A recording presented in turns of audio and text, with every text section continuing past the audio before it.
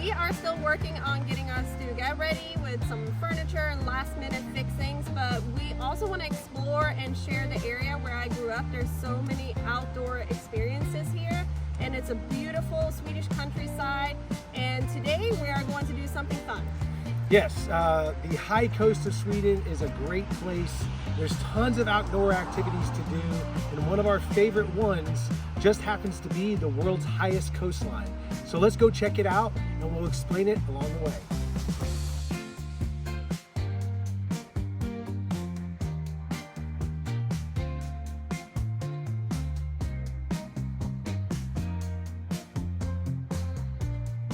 We are at Skuleberget.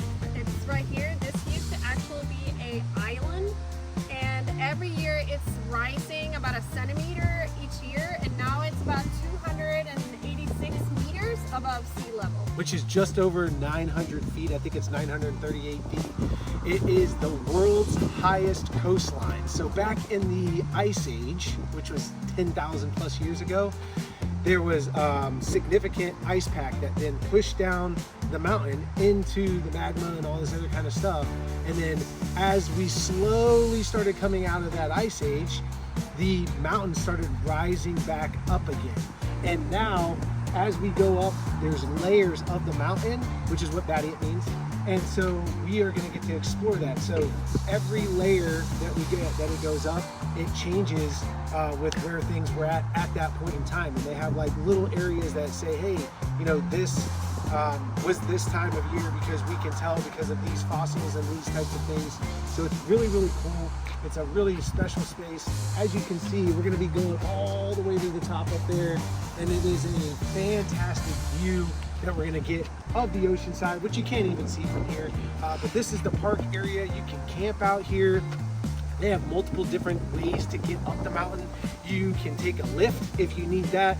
You have the way that we're gonna go, which is like, I don't know, would you say intermediate? Yeah, I mean, it can be pretty challenging at some spots and some ladders and cool rocks, so we love it, but yeah, it can definitely be challenging. Then they have an easier way that goes back around the mountain, and then if you are an expert climber, you can go straight up that way right there and do some rock climbing. So it's really, really cool. It's a great space. If you come to Sweden, you definitely got to come visit the high coast. That's a whole area from where Lena grew up all the way up past where we are now at Skuleberget. And there are tons of things to do, and this is one of our favorite because it has breathtaking views. So let's go check them out. All right, so here's a map that shows you all the various ways that you can go up. Here's the one we're gonna go up. That's right here on this trail. How do you say that, Lena? Grottstigen. Grottstigen. It's a cave trail. Yeah, so we're gonna get to go up to right here to get a nice little overlook. It's about halfway up before we can finalize up. You've got the easier path that we showed or talked about. There's another easy path to get up that way. Here is how you can get up there from the lift. And then as you can see, they got a little rock climber folks. And so they got different areas that you can rock climb up, different rock climbing trails, which is pretty cool. So it's a very cool mountain. I'm really excited to explore. Let's go.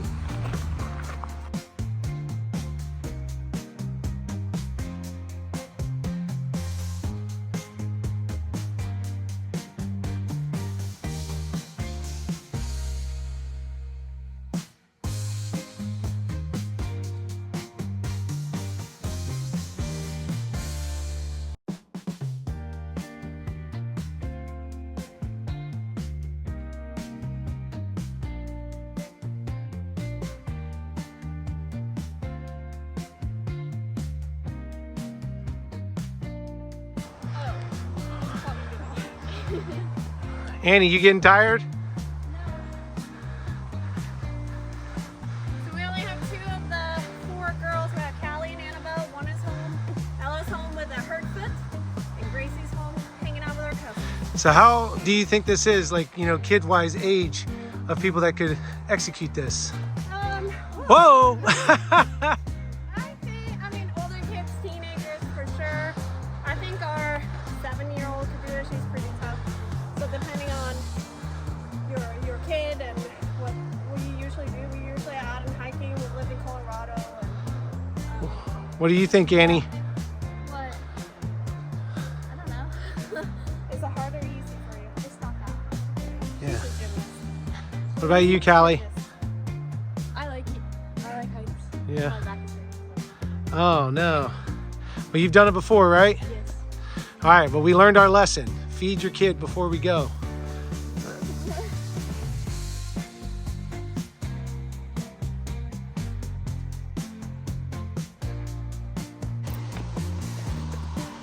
So while there are a lot of rocks and stuff, it actually makes it easier to come up the mountain that way. It's pretty, I would say intermediate level for sure, but it's how steep it is what really gets you, because it gets that hard bumping.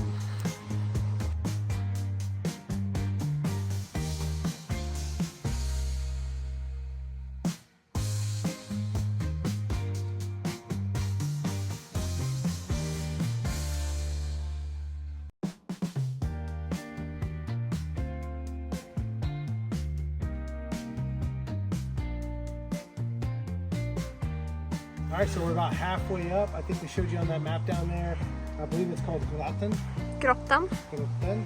That's going to be right up here. There's some folks up there right now, so we're letting them take their time. But it is literally halfway. You got 0.3 to the top, 0.3 to the bottom. That's just 300 meters each way. So we're about halfway there now. And it only took us maybe 10 minutes.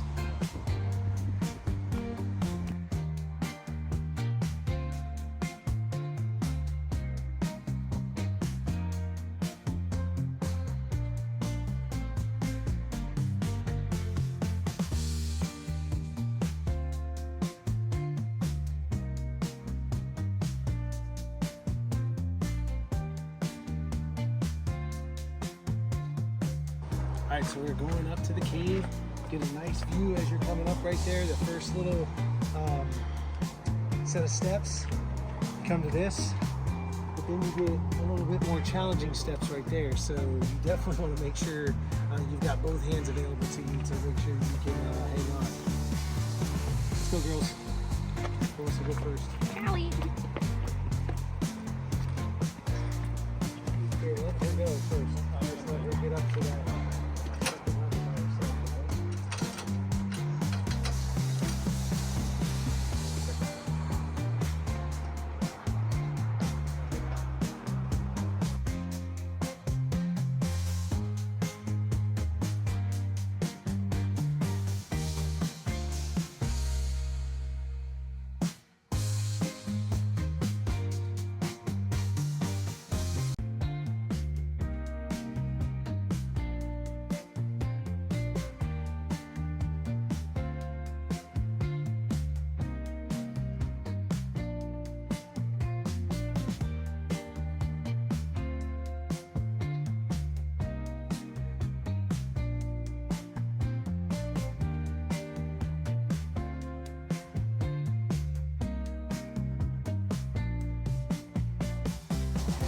All right, it's pretty cool because as you get up here, you get this wonderful view of the sea, and you get this nice explanation of what this cave is all about.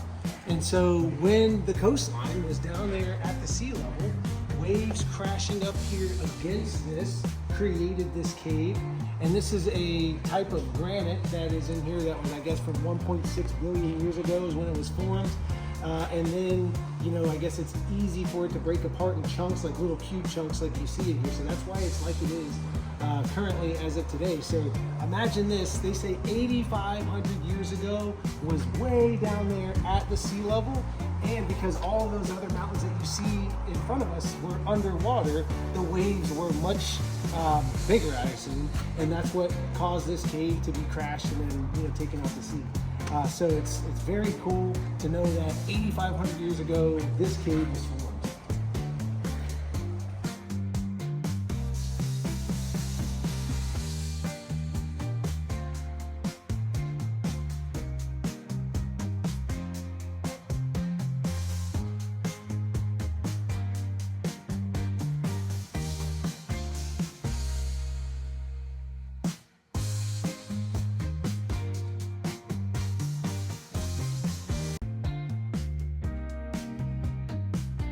There's lingonberries growing all over the mountain. So for all you Americans going to IKEA, eating lingonberries with your meatballs, here they are.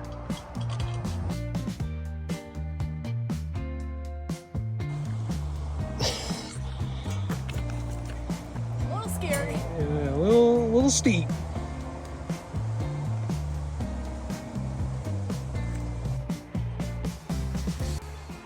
Don't forget to stop and take in some of these great views as you get up here. It's really pretty.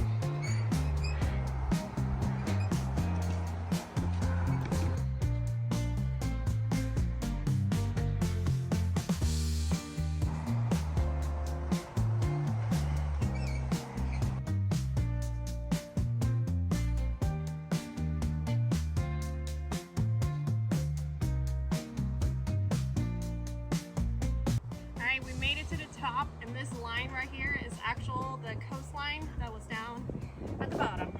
Yeah, it's pretty cool. So I don't know, it's probably maybe another 10 meters of height up towards the top of the mountain, and they have like a stuga, so we're gonna get a Swedish Fika and all that kind of thing. But it's pretty cool because at one point in time, this was all the way down at the ocean, and there was only this little bit right here behind us that was sticking out of the water. So it's an island. Just a little tiny island that was down in the water, and it is now risen up 286 meters, 938 feet, and I think it goes up a few inches a year, and like maybe 5 centimeters or something along those lines. But it's pretty cool that for 10,000 years this thing has been rising to where we are now. It's cool. And this is just about an hour away from where we bought our stuga, so it's a cool place to visit if you're here. Yeah, and it's a very simple drive right up the E4, which is like the interstate for Sweden here, right along the coast most of the way. It's a very pretty drive, and then you get to come up here to this wonderful spot.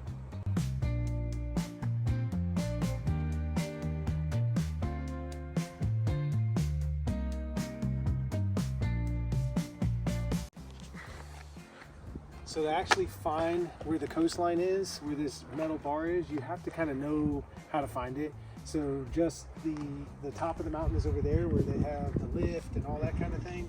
And you have to kind of hike down a little ways to kind of see where that coastline was. But it's really cool because it shows how it was formed back in the day.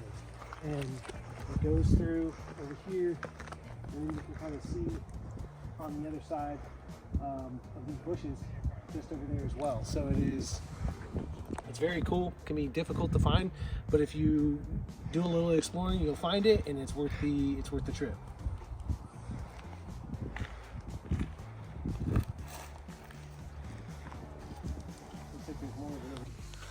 So we took the fun way to get over to the coastline, and now we're going to take the easy way back. So if you are looking for an easier, method to find the coastline, take the path.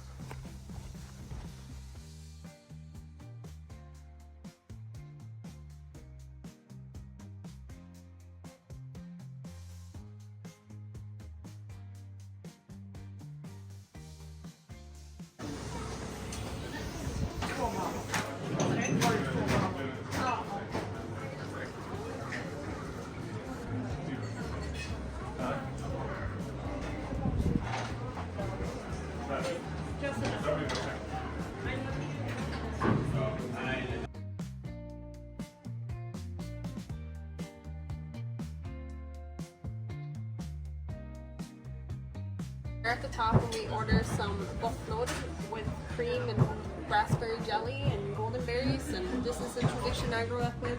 Out skiing or hiking, we usually have a waffle at the top.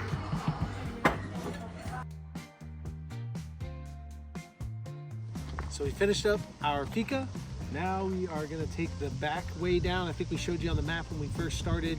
So we're going to go down around the back way and finish out this hike, and hopefully the girls will survive. So we took the wrong turn. So we're going to go back up and try to find the trail.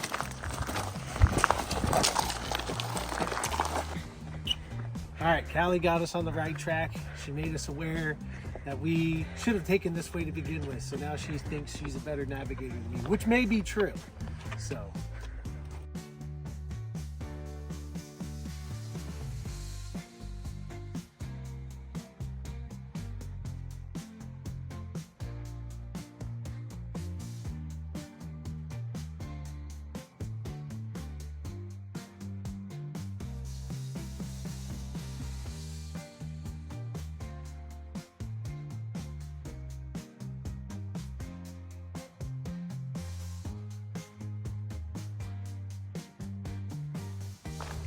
We made it down to the bottom. Callie kind of slipped and hurt her back a little bit, so Justin and Annabelle took off ahead of us, but we're on the home stretch.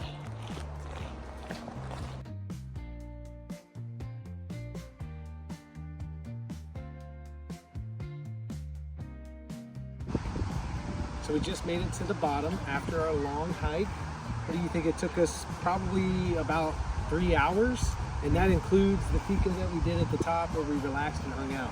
Yeah, I had my watch on. It's about 2.9 miles all the way around, so I did pause it when we stopped and ate those waffles. But yeah, it was a great hike. I think I would give it a 10 out of a 10. For sure. Yeah, great views. It's not super challenging, but it's challenging enough for a good exercise for the day.